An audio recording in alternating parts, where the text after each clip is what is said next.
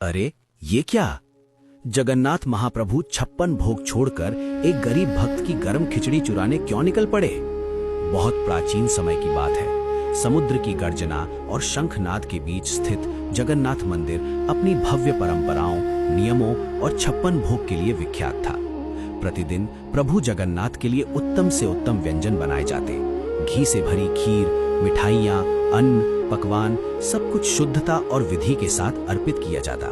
सेवायतों और राजाओं का विश्वास था कि इतना वैभव ही प्रभु को तृप्त करता है, पर वे ये भूल गए थे कि जगन्नाथ महाप्रभु स्वाद के नहीं, भाव के भगवान हैं। मंदिर से बहुत दूर एक छोटे से गांव में कर्माबाई नाम की एक निर्धन वृद्ध भक्त रहती थी। उसका जीवन कठिन परिश्रम और अभावों में बीतता था।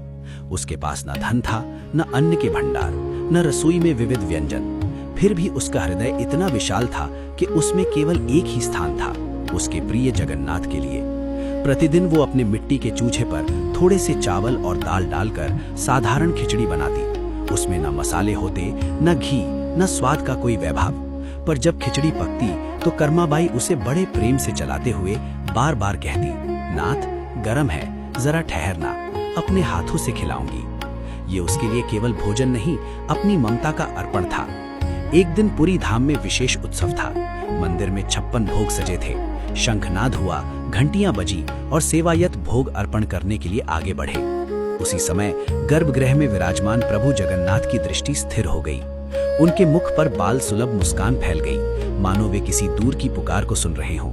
वो पुकार न शब्दों की थी, न मंत्रों की। वो पुकार कर्माबाई की थी, जो गर्म खिचड़ी को ठंडा होने से बचाते हुए अपने प्रभु को याद कर रही थी। प्रभु ने मन ही मन कहा, आज मुझे सोने की थाली नहीं चाहिए, आज मुझे मेरी भक्त की हाथों की खिचड़ी चाहिए। कहा जाता है कि उसी क्षण लीला घटित हुई। प्रभु प्रतिमा में तो गर्भगृह में ही विराजमान रहे, पर लीला रूप में वे एक साधारण बालक बनकर चुपचाप मंदिर से बाहर निकल पड़े। किसी सेवायत को इसका आभास ना हुआ। उधर कर्माबाई की झोपड़ी में खिचड़ी तैयार थी। वो पत्तल लगाने ही वाली थी कि उसे लगा जैसे कोई सामने खड़ा हो। उसने देखा एक नन्हा बालक, धूल से सने पांव, आंखों में अजीब सी चमक और चेहरे पर भूख की मासूम पीड़ा। बालक ने कहा, माई बहुत भूख लगी है। कर्माबाई का हृदय भर आया।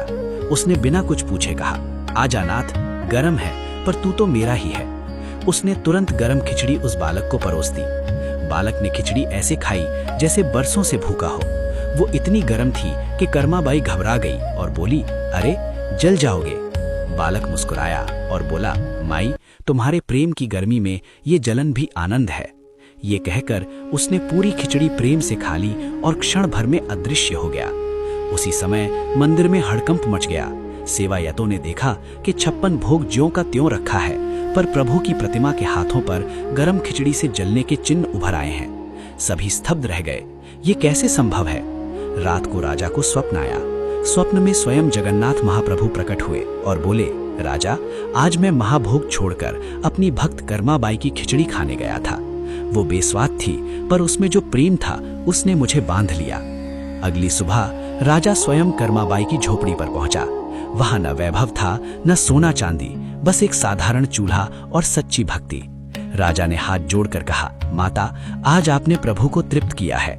कर्माबाई ये सुनकर रो पड़ी और बोली, राजन, मैंने तो बस अपने नाथ को खिलाया, जैसे रोज खिलाती हूँ।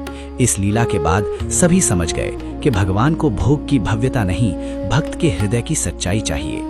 56 भोग भी तब फीके पड़ जाते हैं जब भक्त की रसोई में प्रेम उबल रहा हो। इस जगन्नाथ लीला का सार यही है। भगवान सोने की थाली नहीं देखते, वे हाथों की ममता और हृदय का भाव देखते हैं। जहाँ प्रेम सच्चा होता है, वहीं जगन्नाथ महाप्रभु स्वयं चोरी करने चले आते हैं। जय जगन्नाथ।